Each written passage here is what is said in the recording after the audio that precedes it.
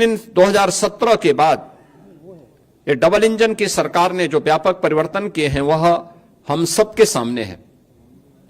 आपने देखा होगा जो कृषि की दर थी उत्तर प्रदेश में वह 2016-17 तक केवल 5% के आसपास थी। आज बढ़कर के 13.5% से अधिक हुई है और उत्तर प्रदेश की जीडीपी में इसके कारण 28% की बढ़ोतरी आज देखने को मिल रही है। और इसकी शुरुआत हमारी कैबिनेट ने पहले ही कैबिनेट ने की थी। प्रदेश के अंदर 36,000 करोड़ रुपए की लागत से लघु और सीमांत किसानों की कर्ज माफी के कार्यक्रम को लेकर के आज उसी का परिणाम है कि जिस प्रदेश में 16-17 तक कुल यहां पे 557 लाख मीट्रिक टन खाद्यान्न का उत्पादन होता था, आज उसी प्रदेश में हम लोग गत वर्ष ही 668 लाख मीट्रिक टन से अधिक खाद्यान्न का उत्पादन किए हैं। यानी ये 20% खाद्यान्न के उत्पादन में बढ़ोतरी एक वर्ष में ही उत्तर प्रदेश के अंदर देखने को मिली है। प्रधानमंत्री ऋण मोचन की योजना से लेकर के प्रधानमंत्री किसान सम्मान निधि की योजना तक हर एक क्षेत्र में आज किसान को डीबीटी के माध्यम से धनराशि जाती। देश में आज के दिन पर प्रधानमंत्री किसान सम्मान निधि में 2,61,000 से अधिक किसानों को 80,000 करोड़ रुपए से अधिक की धनराशि डीबीटी के माध्यम से उनके खातों में गई है। प्रदेश के अंदर सिंचाई की क्षमता में व्यापक बढ़ोतरी हुई है। ये वही प्रदेश है वर्षों से जहां पर सिंचाई की परियोजनाएं लंबित पड़ी हुई थी। अर्जुन सहायक हो, बाणसागर हो, सरयू नहर राष्ट्रीय परियोजना हो, 40 वर्षों से योजनाएं लंबित पड़ी हुई थी। इस दौरान इन 8 वर्ष के अंदर प्रदेश सरकार ने, डबल इंजन की सरकार ने प्रधानमंत्री कृषि सिंचाई योजना का सहयोग लेकर के इन सभी परियोजनाओं को पूर्ण किया। लगभग 23 लाख हेक्टेयर के अतिरिक्त सिंचाई की सुविधा उत्तर प्रदेश के अन्नदाता किसानों को दी। प्रदेश के अंदर कृषि विज्ञान केंद्र स्थापित कराए। प्रदेश के अंदर कृषि विश्वविद्यालयों का उन्नयन किया। एक नए कृषि विश्वविद्यालय की स्थापना के लिए और 20 नए कृषि विज्ञान केंद्रों को कुछ सेंटर ऑफ एक्सीलेंस स्थापित करने की दिशा में कार्य प्रारंभ किए। टेक्नोलॉजी मिली, अच्छे बीज मिले। परिणाम क्या हुआ? धान में, गेहूं में, दलहन में, तिलहन में, श्रीअन्न में, हर एक सेक्टर में उत्तर प्रदेश एक नई स्पीड के साथ आगे बढ़ता हुआ दिखाई दिया। इसकी झलक मैं इसी बात से आपको देता हूं कि उत्तर प्रदेश में 2017 के पहले जो चीनी उद्योग लगभग बंदी के कगार पर था, अनुमान करिए व्यापक आंदोलन चलते थे, किसान अपने खेतों में आग लगाता था। वर्षों तक जब 2017 में हम लोग आए थे तो 2008-9 से लेकर के 2017 तक गन्ना किसानों का गन्ना मूल्य का हजारों करोड़ रुपया बकाया था चीनी मिलों पर। सरकारें चीनी मिलों को औने पौने दाम पे बिक रही थी। आज भी माननीय उच्चतम न्यायालय में मामला चल रहा है, लेकिन हमारी सरकार आई, हमने एक भी चीनी मिल को बंद नहीं किया। बंद चीनी मिलों को रिवाइव किया। उत्तर प्रदेश के अंदर इस दौरान हम लोगों ने 3 नई चीनी मिलों की स्थापना की, 6 चीनी मिलों की पुनर्संचालन की कार्रवाई की, 38 चीनी मिलों का विस्तार किया और वर्तमान में 122 चीनी मिलें प्रदेश के अंदर क्रियाशील हैं। 2017 से अब तक गन्ना किसानों को 2,80,000 करोड़ रुपए से अधिक का गन्ना मूल्य का भुगतान हुआ और यह पिछली सरकारों के 22 वर्ष के कार्यकाल की तुलना अगर इसे किया जाए, उन्होंने 22 वर्ष में जितना किया उतना हमारी डबल इंजन की सरकार ने मात्र 8 वर्ष में किया। उससे भी 60,000 करोड़ रुपए से अधिक की धनराशि गन्ना किसानों के खाते में उपलब्ध करवाने का काम किया। इथेनॉल के नए प्लांट लगाए। 2017 तक केवल 42 करोड़ लीटर इथेनॉल का उत्पादन उत्तर प्रदेश में होता था। आज के दिन पर यह 177 करोड़ लीटर इथेनॉल का उत्पादन उत्तर प्रदेश के अंदर हो रहा है, जिससे अन्नदाता किसानों को सर्वाधिक लाभ हो रहा है। इसी प्रकार से चाहे गन्ना उत्पादन में, चाहे वह खाद्यान्न उत्पादन में हो या फिर फल एवं सब्जी के उत्पादन में भी आज उत्तर प्रदेश नंबर 1 पर फिर से आया है और उत्तर प्रदेश के अन्नदाता किसानों के जीवन में व्यापक परिवर्तन देखने को मिला है। पीएम कुसुम योजना के अंतर्गत सोलर पैनल लगा करके प्रदेश के अंदर लगभग 86,000 अन्नदाता किसानों के जीवन में व्यापक परिवर्तन का काम किया गया। तो 14 लाख निजी नलकूप को भी विद्युत की मुफ्त व्यवस्था देकर के अन्नदाता किसानों की आमदनी को बढ़ाने में सरकार ने योगदान दिया। और परिणाम है कि इस दौरान अगर आप देखें 2012 से 17 के बीच बिचौलियों के द्वारा तब सरकार करती थी, तब कोई प्रोक्योरमेंट सेंटर सरकार के द्वारा नहीं लगाए जाते थे। तब सरकार ने गेहूं का क्रय पे कुल पैसा खर्च किया था 12,808 करोड़। यह पैसा अन्नदाता किसान के पास नहीं, बिचौलियों के पास गया था। और 17 से लेकर के 23-24 के बीच में सरकार ने जो गेहूं क्रय पर धनराशि खर्च की है, इसमें 2.5 यानी इससे लगभग 2.5 गुना अधिक हम लोगों ने इसके लिए धनराशि खर्च की है, लोगों को उपलब्ध करवाया है। और इसमें 200 यानी 94, इसमें कुल धनराशि 12,808 करोड़ की तुलना में 43,424 करोड़ रुपए यानी 3.5 गुना अधिक भुगतान अन्नदाता किसानों को सीधे प्रोक्योरमेंट के केंद्र के माध्यम से हम लोगों ने अन्नदाता किसानों के लिए किया है। ऐसे धान के क्रय में भी 12 से 17 के बीच 17,190 करोड़ रुपए का कुल भुगतान बिचौलियों को हो पाया था, क्योंकि किसान सरकार के तत्कालीन सरकार के एजेंडे में कहीं नहीं था। इस दौरान 2017 से लेकर 2024 के बीच सरकार ने 5 गुना अधिक यानी 88,746 करोड़ रुपए का धान का मूल्य डीबीटी के माध्यम से अन्नदाता किसानों के खाते में करने का काम किया। प्रदेश के अंदर 32 लाख हेक्टेयर से अधिक भूमि को बाढ़ से बचाव करने में सरकार ने सफलता प्राप्त की है। और मुख्यमंत्री कृषक दुर्घटना बीमा के अंतर्गत हर अन्नदाता किसान को, उनके परिवार के सदस्यों को, बटाईदार को भी हम लोगों ने 5 लाख रुपए की सुरक्षा बीमा का कवर किया कि अगर कभी बाढ़ से, आकाशीय बिजली से या किसी अन्य दुर्घटना से, एक्सीडेंट से या वन्य जीव संघर्ष में उनकी दुखद मौत होती है तो सरकार इसके लिए उन्हें 5 लाख रुपए की एक सुरक्षा बीमा का कवर भी देगी। और आज हम लोग लगातार इस योजना के माध्यम से प्रदेश के सभी किसानों को आच्छादित किए हुए हैं। तो इस दौरान प्रदेश के अंदर निराश्रित गोवंश की समस्या का समाधान करने में भी ये डबल इंजन की सरकार को सफलता प्राप्त हुई, जिसमें 7,700 से अधिक गौआश्रय स्थल के माध्यम से 12,50,000 से अधिक गोवंश का संरक्षण सरकार अपने स्तर पर कर रही है।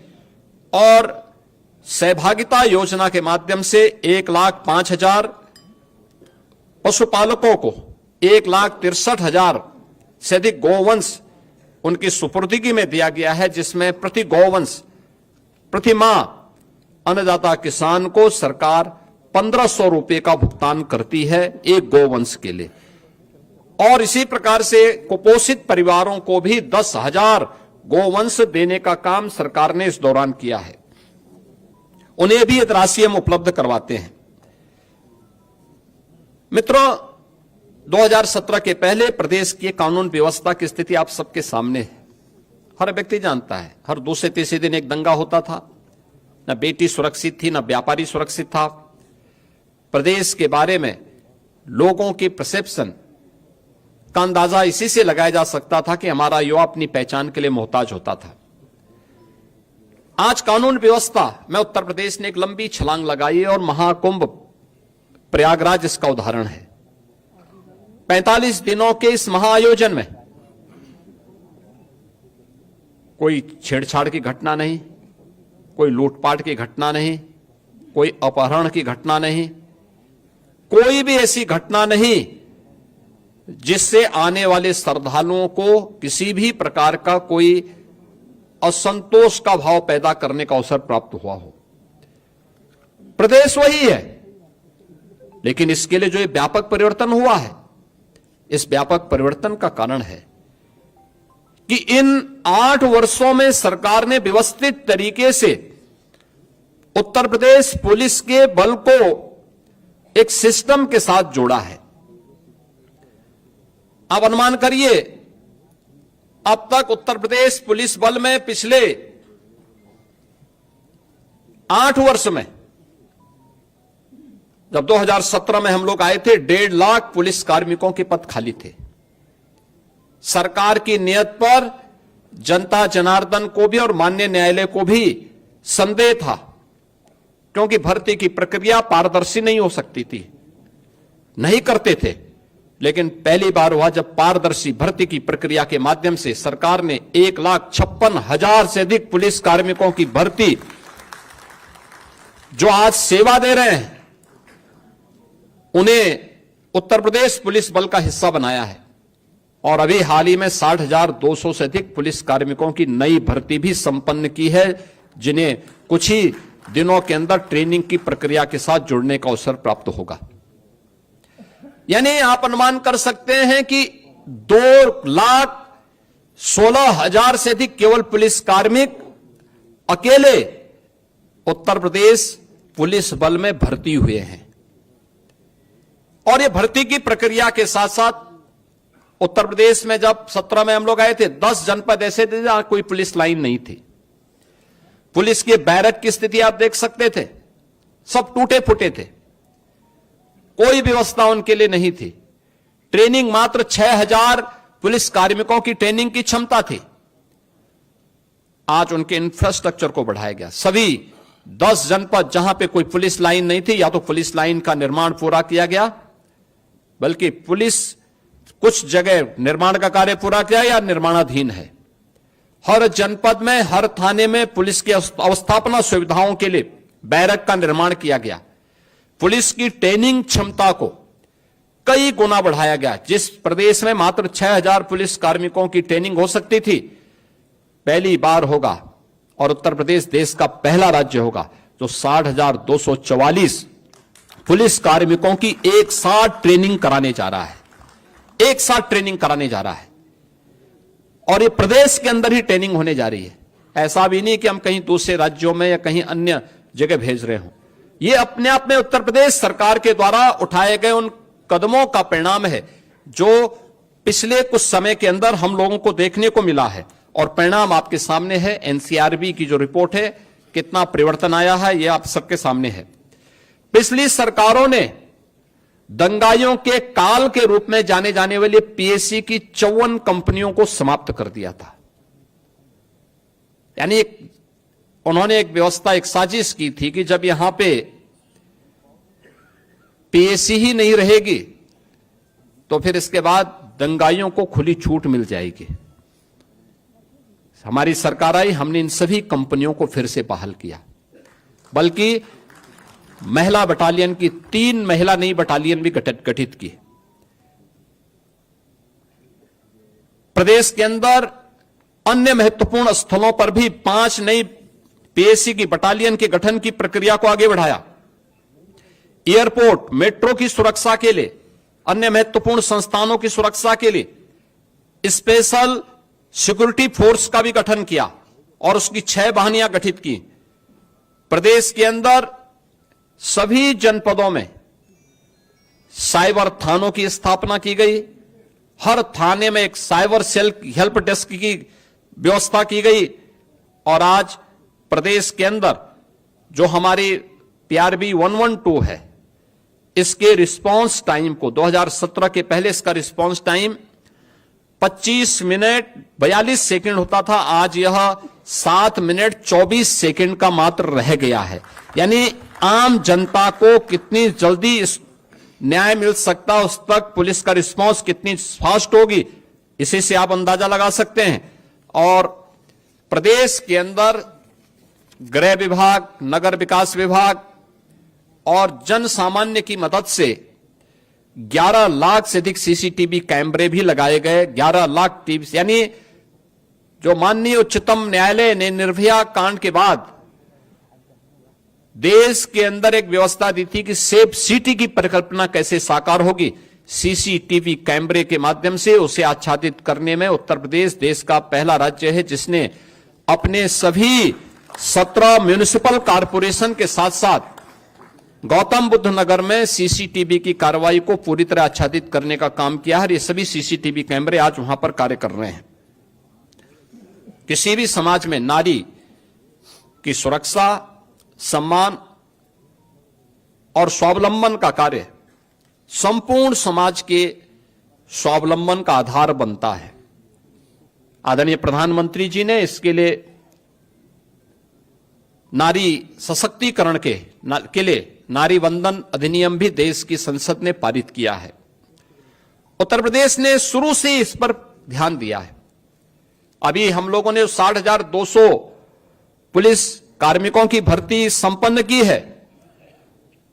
आप अनुमान करिए 1947 से लेकर के 2017 तक उत्तर प्रदेश पुलिस बल में मात्र 10,000 महिला पुलिस कार्मिक थी और अकेले एक भर्ती में जो अभी होली के एक दिन पहले भर्ती संपन्न हुई है, इस भर्ती में 12,000 से अधिक महिला कार्मिक अकेले भर्ती हुई हैं।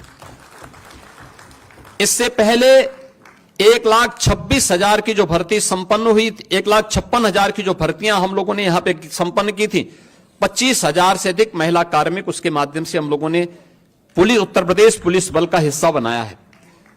और आज उसी का परिणाम है कि उत्तर प्रदेश में जो महिला वर्कफोर्स है 2017-18 के पहले जो 13-14% के आसपास थी, आज वो बढ़कर के 35% से अधिक हुई है।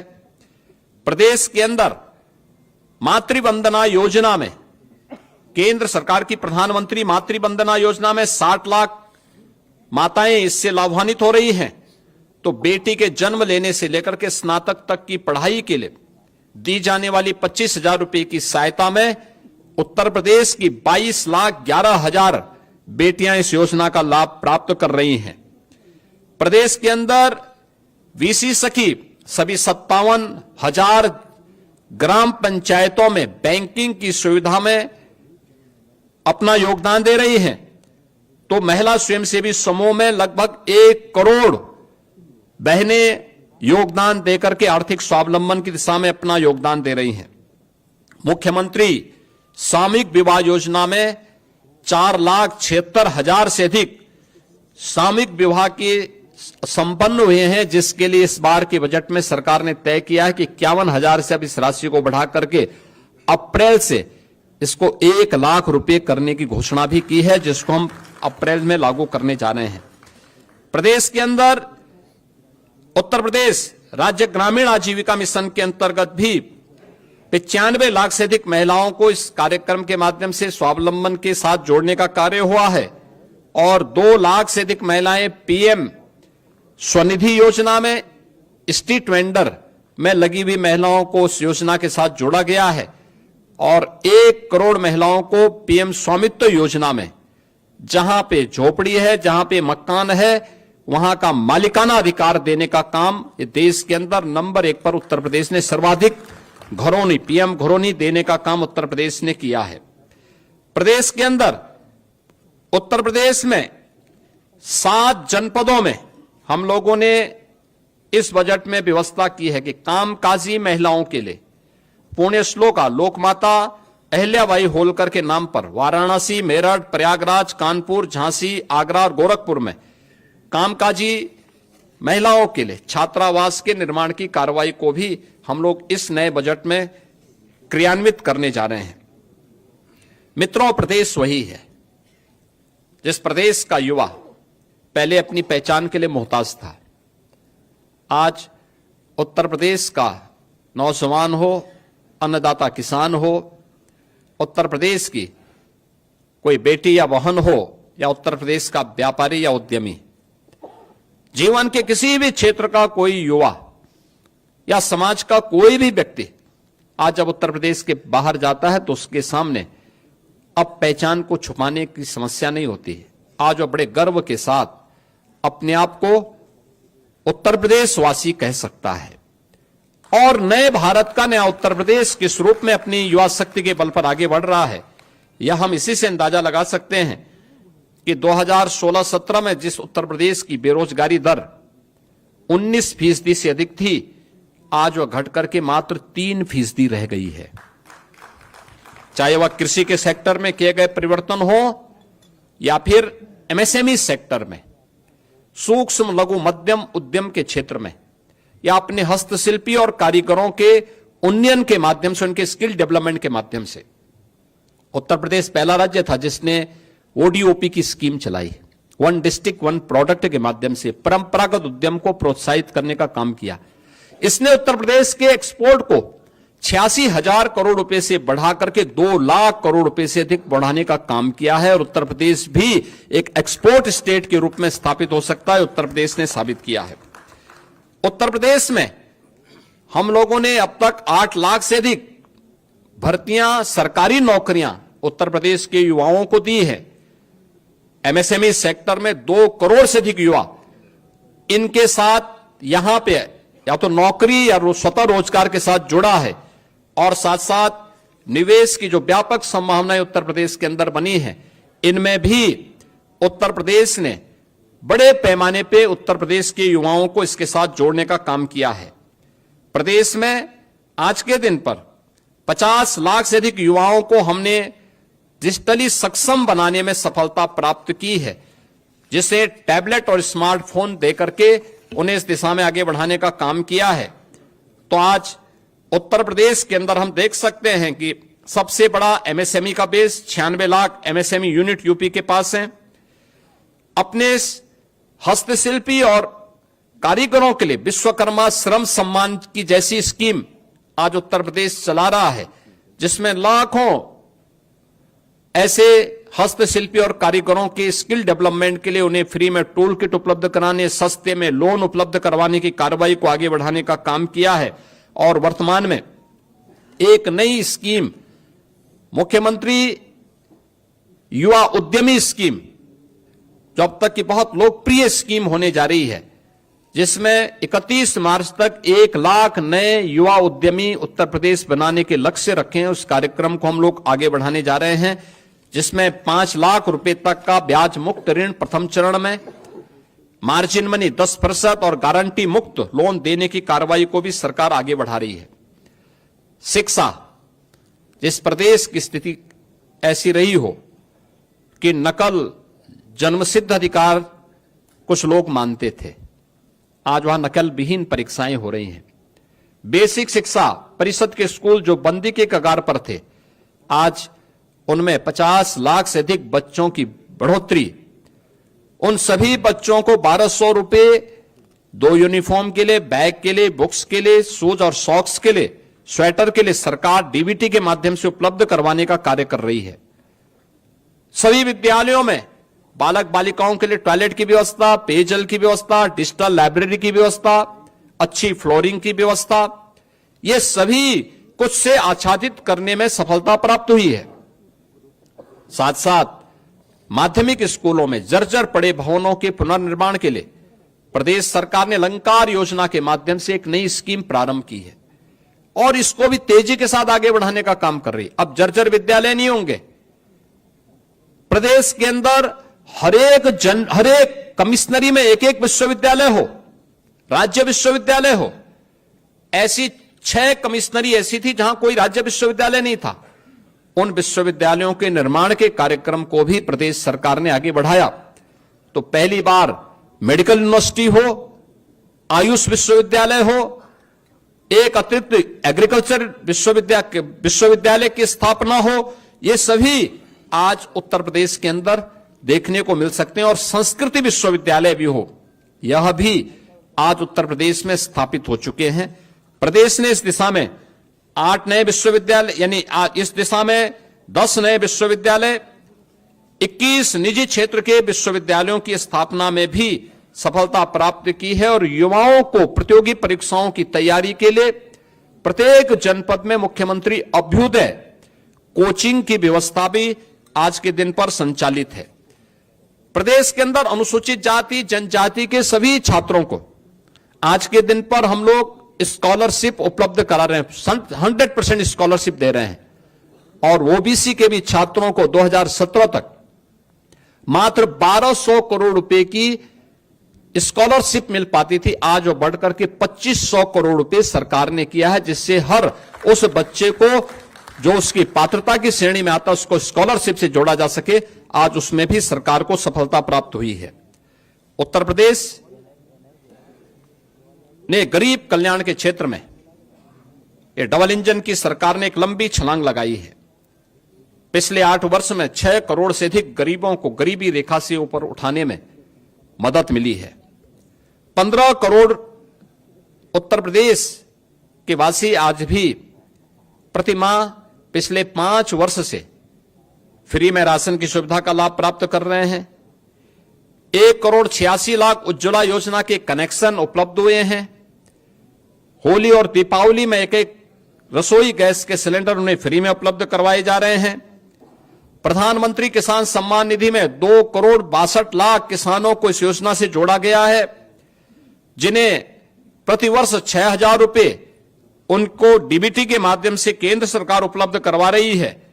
और 9 करोड़ से अधिक लोगों को उत्तर प्रदेश में गोल्डन कार्ड उपलब्ध करवा करके प्रधानमंत्री जन आरोग्य योजना आयुष्मान भारत के अंतर्गत उन्हें आच्छादित करने वाला, ये सभी जो आंकड़े हैं ये दिखाता है कि ये सबसे अधिक देश के अंदर इन सभी क्षेत्रों में उत्तर प्रदेश काफी आगे है। और इसमें सबसे लंबी छलांग लगाने वाला है। 56 लाख गरीबों को एक आवास उपलब्ध कराने में ये सभी स्कीम है, जिसमें उत्तर प्रदेश नंबर 1 पर देश में है।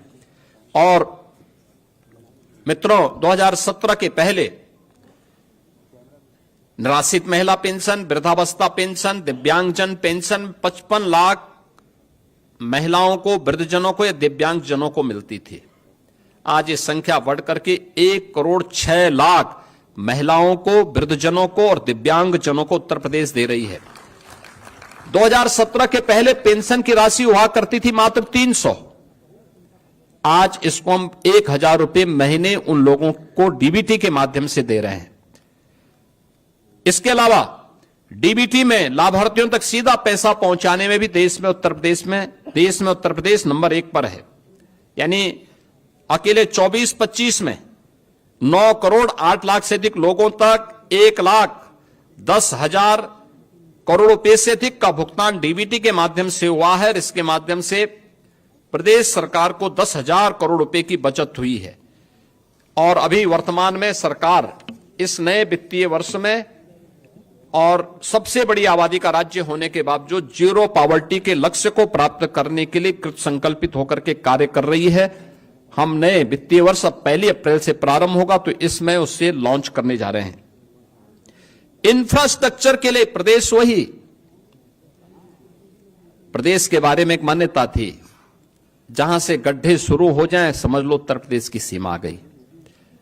सड़क में गड्ढा है या गड्ढे में सड़क है ये पता नहीं लगता था। आज मित्रों, आप गूगल में सर्च करिए, आपको पता लगेगा एक्सप्रेसवे कौन है, तो नाम आएगा उत्तर प्रदेश। 6 एक्सप्रेसवे वर्तमान में उत्तर प्रदेश के अंदर संचालित है। 11 पे हम कार्य कर रहे हैं, या तो निर्माणाधीन है या प्रस्तावित हैं, जिन पे नए वित्तीय वर्ष में काम प्रारंभ होने जा रहा है। और गंगा एक्सप्रेसवे के बनते ही देश के अंदर एक्सप्रेसवे में उत्तर प्रदेश का 55% हिस्सेदारी अकेले उत्तर प्रदेश की होगी। सबसे बड़ा रेल नेटवर्क यूपी के पास, सबसे ज्यादा मेट्रो का संचालन उत्तर प्रदेश के अंदर हो रहा है। 2017 के पहले क्या था? लखनऊ में आधी अधूरी मेट्रो थी, 1.5 एक्सप्रेसवे थे, आज 6 एक्सप्रेसवे हैं, 11 पे हम काम करने जा रहे हैं। आज 6 सिटी, देश के अंदर सर्वाधिक 6 सिटी में मेट्रो का संचालन यूपी कर रहा है। देश की पहली रैपिड रेल यूपी के अंदर है, दिल्ली से मेरठ के बीच में, और देश का पहला वाटरवे हल्दिया वाराणसी के बीच में यह संचालित हो चुका है। यानी लैंडलॉक्ड स्टेट से उत्तर प्रदेश मुक्त हो चुका है और इनलैंड वाटरवे अथॉरिटी का गठन करके उत्तर प्रदेश वाटरवे की सुविधा को वाराणसी से प्रयागराज तक और बलिया से अयोध्या तक पहुंचाने के लिए पूरी प्रतिबद्धता के साथ आगे बढ़ रहा है, जिससे इन संभावनाओं के माध्यम से उत्तर प्रदेश के प्रोडक्ट को एक्सपोर्ट के माध्यम से दुनिया के बाजार तक पहुंचाया जा सके और यहां के अन्नदाता किसानों का, यहां के हस्तशिल्पी और कारीगरों का और यहां के उद्यमियों की इनकम को बढ़ाकर के प्रदेश की अर्थव्यवस्था को और सुदृढ़ किया जा सके, इस दिशा में सरकार कार्य कर रही है। आज इंटर स्टेट कनेक्टिविटी हमारी 4 लेन की हुई है, हर जनपद मुख्यालय 4 लेन के साथ जुड़ा है। प्रदेश सरकार ने हाईवे के एक बड़े नेटवर्क को अपने यहां जोड़ा है और उत्तर प्रदेश इस दिशा में काफी एक अच्छी प्रोग्रेस के साथ देश के अंदर है, क्योंकि ये हाईवे इसी दिशा में जो प्रयास किए जाते हैं, ये किसी भी अर्थव्यवस्था की सबसे रीढ़ के रूप में काम करती हैं।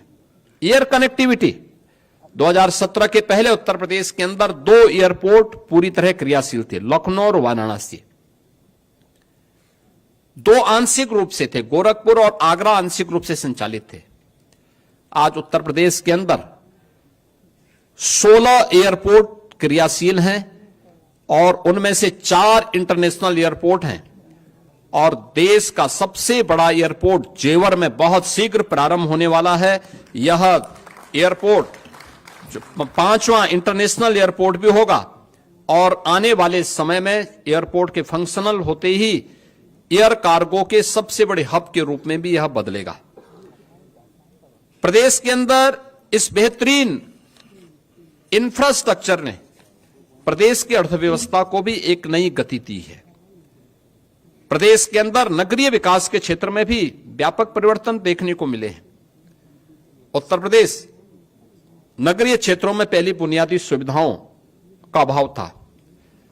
देश के अंदर 2016-17 के अंदर जब स्वच्छता सर्वेक्षण हुए थे तो देश के अंदर 100 में से 10 सबसे गंदे शहर यूपी के थे। जहां देखो गंदगी का अंबार था, न बिजली थी, न पानी थी, न कनेक्टिविटी थी, न सुरक्षा थी। आज उत्तर प्रदेश के अंदर केंद्र सरकार की मदद से आदरणीय प्रधानमंत्री जी ने 10 सिटी को स्मार्ट सिटी के रूप में और राज्य स्मार्ट सिटी मिशन के अंतर्गत 7 अन्य सिटी को स्मार्ट सिटी मिशन के अंतर्गत लेकर 17 म्युनिसिपल कॉरपोरेशन को हम लोगों ने स्मार्ट सिटी के रूप में विकसित किया है और ये स्मार्ट ही नहीं, इन्हें सेफ सिटी भी बनाया है। आईटीएमएस भी यहां काम कर रहा है। सरकार ने इस बार के बजट में व्यवस्था दी है कि हर जिला मुख्यालय की नगर निगम, नगर पालिका को या नगर निकाय को हम लोग स्मार्ट सिटी के रूप में विकसित करने का काम करेंगे। इस बार के बजट में हमने इसके लिए धनराशि भी उपलब्ध करवाई है। प्रदेश के अंदर आज एक नए विकास के कॉन्सेप्ट को एनसीआर नेशनल कैपिटल रीजन की तर्ज पर प्रदेश के अंदर अलग अलग क्षेत्रों में हम लोगों ने स्टेट डेवलपमेंट रीजन को डेवलप करने की एक दिशा में एक आगे बढ़ाने की कार्रवाई की है। जैसे लखनऊ में स्टेट कैपिटल रीजन, लखनऊ और उसके आसपास के क्षेत्र को लेकर, वाराणसी में वाराणसी और उसके आसपास के क्षेत्र को लेकर, कानपुर में कानपुर और उसके आसपास के क्षेत्र को लेकर के ये डेवलपमेंट रीजन बनाने, जिससे व्यवस्थित और नियोजित विकास को हम वहां पे आगे बढ़ा सके। उसके एक मास्टर प्लान के माध्यम से वहां के नागरिकों के जीवन में व्यापक आमूलचूल परिवर्तन करके उनकी आय को कई गुना बढ़ा सकें, इस दिशा में कार्य करना सरकार ने प्रारंभ किया है। और देश की पहली रोपवे सेवा वाराणसी में अगले कुछ महीनों के अंदर हम प्रारंभ करने जा रहे हैं। यह नगरीय परिवहन की एक बेहतरीन सुविधा होगी जो वाराणसी में प्रारंभ होने जा रही है। प्रदेश के अंदर विद्युतीकरण के लक्ष्य को भी हर व्यक्ति को उसकी ऊर्जा की आवश्यकता के अनुरूप, विद्युतीकरण की आवश्यकता के अनुरूप उन्हें ये सुविधा प्राप्त हो, इसके लिए भी डबल इंजन की सरकार ने व्यापक परिवर्तन किए हैं। खासतौर पर 1947 से लेकर के 2017 तक 1,28,494 मजदूरों तक बिजली पहुंचाई गई थी। और इस दौरान अकेले 8 वर्ष के अंदर यह संख्या बढ़कर के 1,28,000 से बढ़कर के 2,49,818 यानी 1,21,000 मात्र हम लोगों ने 8 वर्ष में उन मजदूरों तक विद्युतीकरण का कार्य पूरा किया है। 12 से 17 के बीच में केवल 8,44,000 विद्युत कनेक्शन उपलब्ध करवाए गए। 8,44,000 विद्युत कनेक्शन 12 से 17 के बीच। और इस दौरान इन 8 वर्षों में 1,65,00,000 गरीबों को निःशुल्क विद्युत के कनेक्शन उपलब्ध करवाए गए। पहले बिजली आती नहीं थी और आज ग्रामीण क्षेत्र में 18 घंटे, तहसील मुख्यालयों में 20 घंटे और जनपद मुख्यालयों में 24 घंटे विद्युत की आपूर्ति प्रदेश सरकार के द्वारा 2017 से निरंतर की जा रही है। पावर जनरेशन के लिए भी सरकार ने अनेक कदम उठाए हैं। खासतौर पर नए जनरेशन प्लांट घाटमपुर में 660 मेगावाट की 3 नई यूनिट यह स्थापित हो रही हैं। लगभग कार्य पूरा हो चुका। पनकी में 660 मेगावाट की विद्युत उत्पादन का कार्य यह कंप्लीट हो चुका है। सोनभद्र ओबरा में 660 मेगावाट की 2 यूनिट यहां पर क्रियाशील होने वाली है। और जवाहरपुर एटा में भी 660 मेगावाट की 2 यूनिट कंप्लीट हो चुके हैं, कार्य होने जा रहा है। और प्रयागराज मेजा में 800 मेगावाट की 3 नई यूनिट के निर्माण के कार्यक्रम के साथ हम एनटीपीसी के साथ मिलकर के इस कार्यक्रम को आगे बढ़ा रहे हैं। यह जनरेशन कि इतना विद्युत का उत्पादन जिस राज्य में केवल इससे पहले 2017 के पहले कुल 6,000 मेगावाट की विद्युत की आपूर्ति राज्य अपने स्रोत से कर पा रहा था, आज उससे ज्यादा विद्युत का उत्पादन के साथ साथ हम लोग पीक आवर में 33,33,000 मेगावाट की बिजली की आपूर्ति प्रदेशवासियों को हम लोग कर रहे हैं। वर्तमान में प्रदेश सरकार कर रही है। मित्रों, सौर ऊर्जा के क्षेत्र में भी 2017 के पहले अगर हम देखें तो मात्र 228 मेगावाट की परियोजना उत्तर प्रदेश के अंदर क्रियाशील थी। और इन 8 वर्षों में हम लोगों ने 2653 मेगावाट क्षमता की सौर ऊर्जा उत्पादन की है। वर्तमान में बुंदेलखंड में ग्रीन एनर्जी कॉरिडोर के माध्यम से 4,000 मेगावाट के सोलर पार्क की स्थापना की जा रही है। और अगले 5 वर्ष के अंदर 22,000 मेगावाट की एक ग्रीन एंड क्लीन एनर्जी बनाने के लिए सरकार पूरी प्रतिबद्धता के साथ काम कर रही है। औद्योगिक विकास, ईज ऑफ डूइंग बिजनेस में उत्तर प्रदेश 2017 के पहले 14वें स्थान पे था। आज देश का टॉप अचीवर स्टेट के रूप में उत्तर प्रदेश बना हुआ है। मित्रों, यह सब संभव हो पाया है आदरणीय प्रधानमंत्री जी की प्रेरणादायी मार्गदर्शन में। रिफॉर्म, परफॉर्म एंड ट्रांसफॉर्म की जो उनकी पॉलिसी थी, जो मंत्र है, 33 सेक्टोरियल पॉलिसीज बनाने वाला देश का पहला राज्य है। सिंगल विंडो सिस्टम में 500 से अधिक एमओसी एक ही प्लेटफॉर्म पे उपलब्ध कराने वाला राज्य है। और एमओयू होने के बाद उसकी मॉनिटरिंग भी डिजिटली हम कर सकते हैं, सिंगल विंडो के माध्यम से कर सकते हैं। यह करने वाला राज्य है। न केवल व्यक्ति बल्कि उसकी पूंजी की सुरक्षा की गारंटी लेने वाला राज्य है। और उसी का परिणाम है कि 15 लाख करोड़ रुपए से अधिक की निवेश की परियोजनाओं को जमीनी धरातल पर उतारने वाला देश का एक महत्वपूर्ण राज्य बनकर के उत्तर प्रदेश आगे बढ़ा है।